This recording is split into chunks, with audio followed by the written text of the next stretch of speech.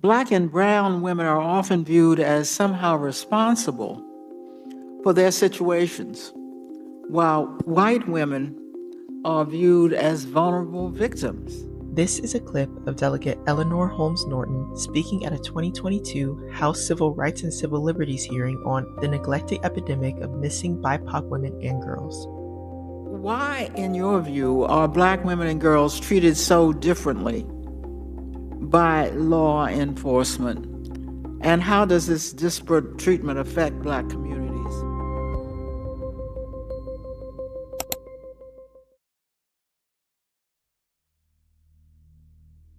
We've seen in the past and the present that national news outlets can play a massive role in how missing persons cases are handled.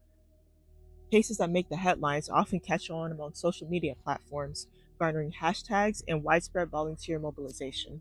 In turn, this prompts law enforcement, and sometimes even federal agencies such as the FBI, to dedicate significantly more resources towards solving the case.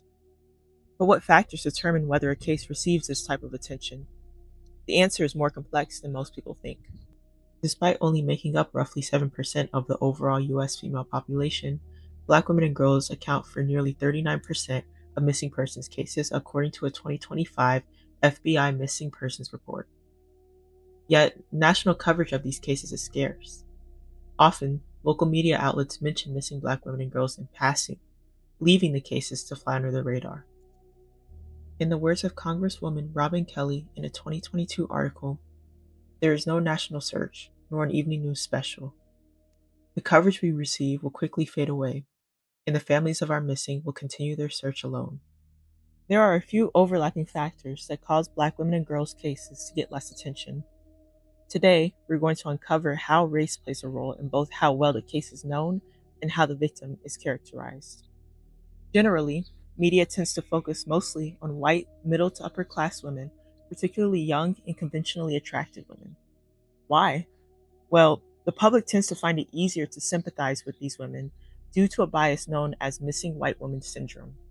Gwen Ifill coined the term missing white woman syndrome at a 2004 journalist convention, saying, "I call it the missing white woman syndrome. If there's a missing white woman, you're going to cover that every day." The history behind this phenomenon is not new. Rather, it is derived from centuries-old racist stereotypes surrounding Black women.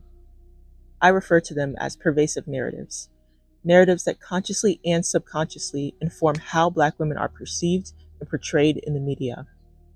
You'll commonly hear white women referred to as innocent, angel, beloved, yet Black women are consistently portrayed as risk-takers with troubled pasts. In literature, this is commonly understood as a manifestation of the Jezebel trope, in which Black women are depicted as immoral and lascivious. Now, this results in Black women being seen as more susceptible to going missing.